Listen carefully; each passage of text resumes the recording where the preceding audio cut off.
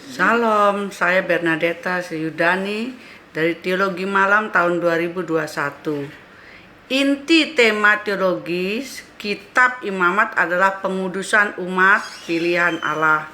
Kalau kita berbicara tentang kekudusan, maka yang menjadi pusatnya adalah Allah sendiri. Karena Allah kudus, maka Israel yang dipilih Allah dan diberi status anak sulung atau umat Allah dan sebagai harta kesayangan, bahkan bangsa yang kudus, berarti mereka harus dikuduskan. Agar menjadi kudus, mereka harus melalui proses. Menjadi kudus dan menjaga kekudusan adalah dua hal yang berbeda. Kekudusan dimaknai dengan kemurnian. Kata kados bila dikaitkan dengan gad yang berarti memotong, maka kekudusan diartikan pemisahan. Dalam bahasa Ibrani, kekudusan berarti kemurnian. Arti pemisahan sebenarnya yang diungkapkan adalah sifat-sifat moral baik ataupun buruk yang dihubungkan dengan kerohanian. Kekudusan Allah bermakna keterpisahan dan keberbedaan. Arti keterpisahan dan keberbedaan dalam artian bahwa Allah berbeda sebagai pencipta yang dengan ciptaannya. Kemuliaan Allah itu bersifat transenden yang tidak mudah terjangkau. Kemuliaan Allah tak bisa tersaingi dengan apapun dan siapapun.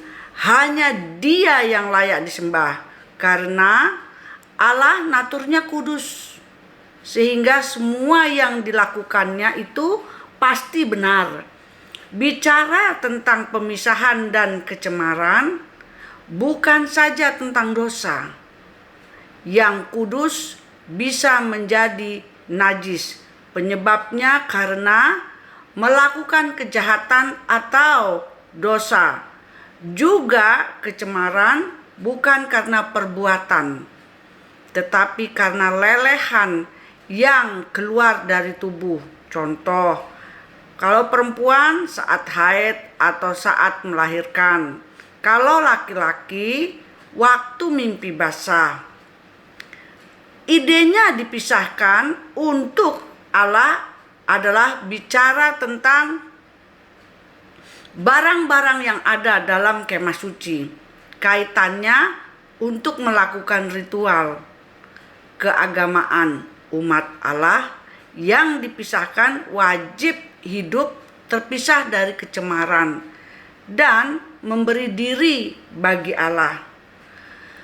Allah yang membebaskan dan memisahkan bangsa Israel dibebaskan dari perbudakan untuk menjadi milik Allah.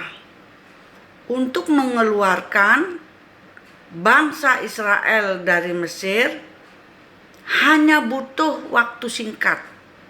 Tetapi Allah mengeluarkan kehidupan Mesir dari bangsa Israel selama kurang lebih 40 tahun.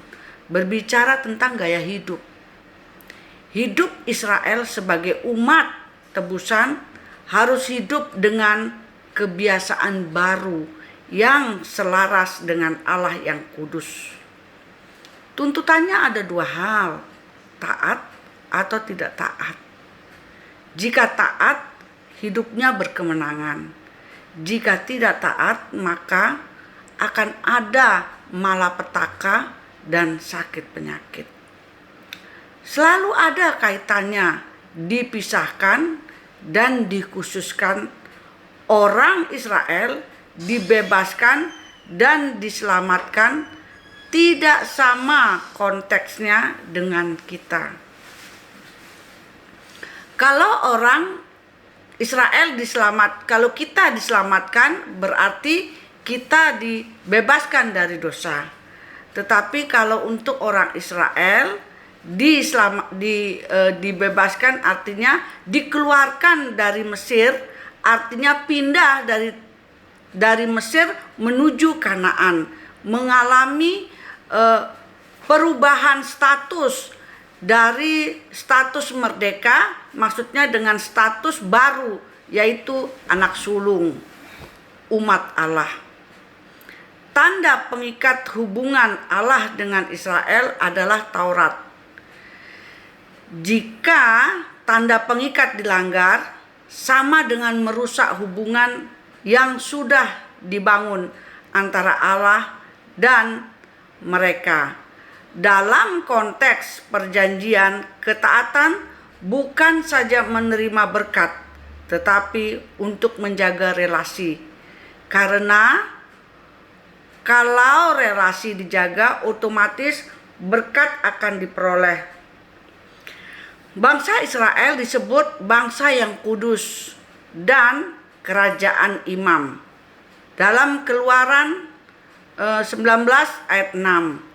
Untuk dapat menjaga status sebagai bangsa yang kudus dan kerajaan imam, maka umat harus hidup berbeda dengan mereka yang tidak mengenal Allah.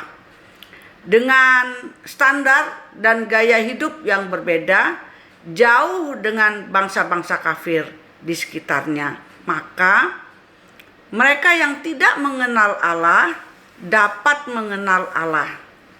Selain itu, umat yang telah dibebaskan oleh Allah harus menunjukkan ucapan syukur melalui kesiapan untuk menjaga kekudusan. Hidup setelah bangsa Israel keluar dari Mesir dan dikuduskan oleh Allah, maka Allah yang menentukan standar untuk keselamatan mereka, karena mereka akan menempati tanah Kanaan. Israel dipersiapkan Allah agar berbeda dengan bangsa lain, dan kekudusannya terlihat melalui karakter dan perilaku.